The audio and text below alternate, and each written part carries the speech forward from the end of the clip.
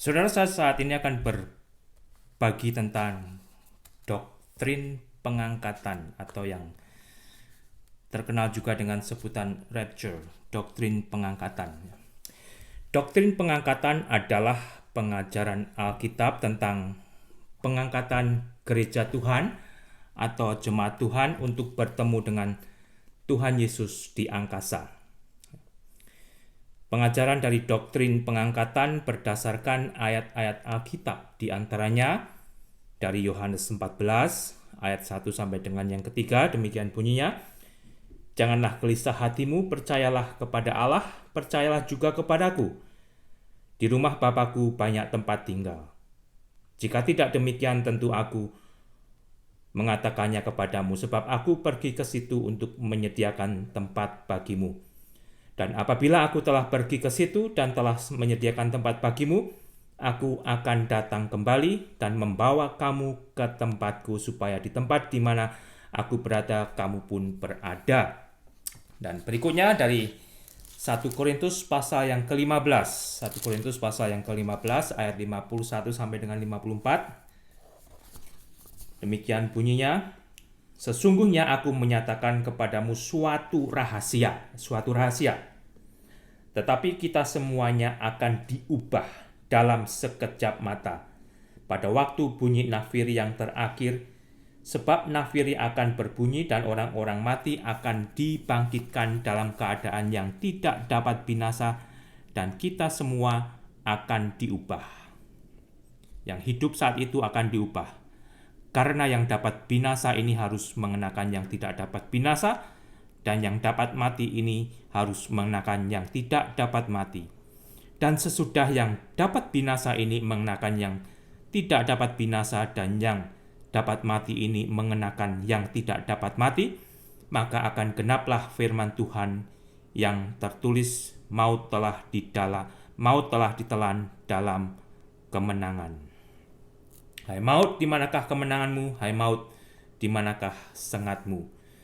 Satu ayat lagi saya akan bacakan, saudara, dari 1 Tesalonika pasal yang keempat.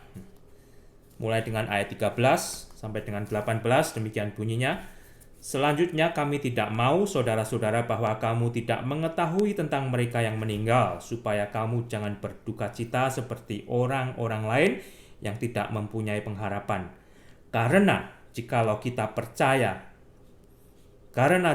Anda percaya, saya percaya, bahwa Yesus telah mati dan telah bangkit, maka kita percaya juga bahwa mereka yang telah meninggal dalam Yesus, mereka yang telah meninggal dalam Yesus, entah itu orang tua Anda, orang tua saya, saudara Anda, saudara saya, siapapun, mereka yang telah meninggal dalam Yesus akan dikumpulkan Allah bersama-sama dengan Yesus.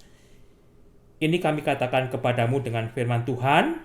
Dengan firman Tuhan, Paulus mengatakan ini, kita yang hidup, yang masih tinggal sampai kedatangan Tuhan, sekali-kali tidak akan mendahului mereka yang telah meninggal.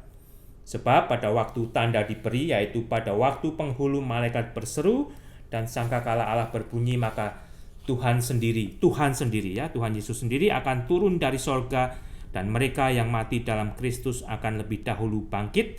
Sesudah itu, kita yang hidup, yang masih tinggal akan diangkat. Kalau kita berada di zaman itu, waktu Yesus datang, kita yang masih hidup, kita akan diangkat, ditarik bersama-sama dengan mereka dalam awan menyongsong Tuhan di angkasa, kayak dicabut gitu ya, saudara ya. Demikianlah kita akan selama-lamanya bersama-sama dengan Tuhan. Karena itu hiburkanlah seorang akan yang lain dengan perkataan itu. 3 ayat ini adalah ayat-ayat yang diantaranya berisi tentang doktrin pengangkatan. Peristiwa pengangkatan adalah peristiwa yang sangat mulia. Kalau saudara baca tadi adalah peristiwa yang sangat mulia bagi jemaat Tuhan, bagi gereja Tuhan, di mana ketika masa pengangkatan itu terjadi sesuai yang Tuhan sendiri sudah tentukan waktunya, setiap orang Kristen yang masih hidup saat itu tidak akan mengalami kematian. Mereka atau kita, saya dan saudara yang hidup sampai kedatangan Tuhan ini, di waktu pengangkatan itu terjadi tidak akan mengalami kematian secara jasmani. Tetapi seperti yang kita baca tadi, kita secara instan, ya, tubuh kita secara mendadak akan diangkat ke angkasa. Tubuh kita saat itu akan diubah dengan tubuh kemuliaan, tubuh kekekalan untuk bertemu dengan Tuhan Yesus yang turun dari sorga ke angkasa.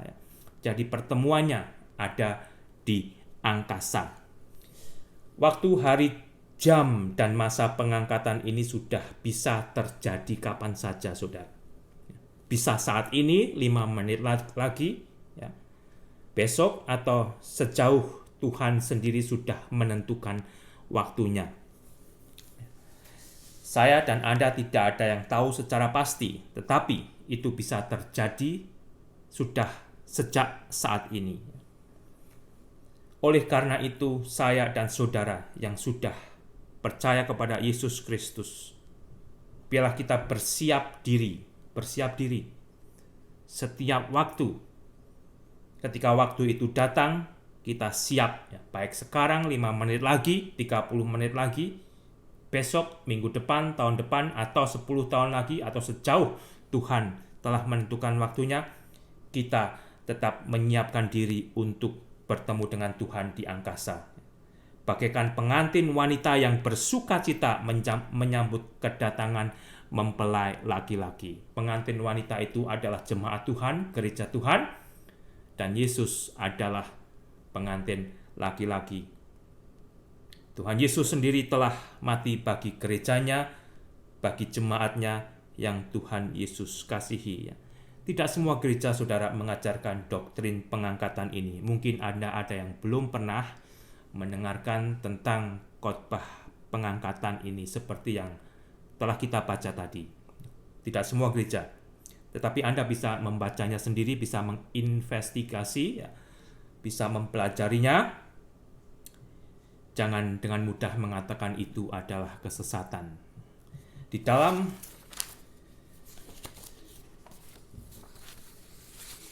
Yohanes pasal 3 ayat 12, ketika Yesus berkata kepada Nikodemus, saya akan bacakan.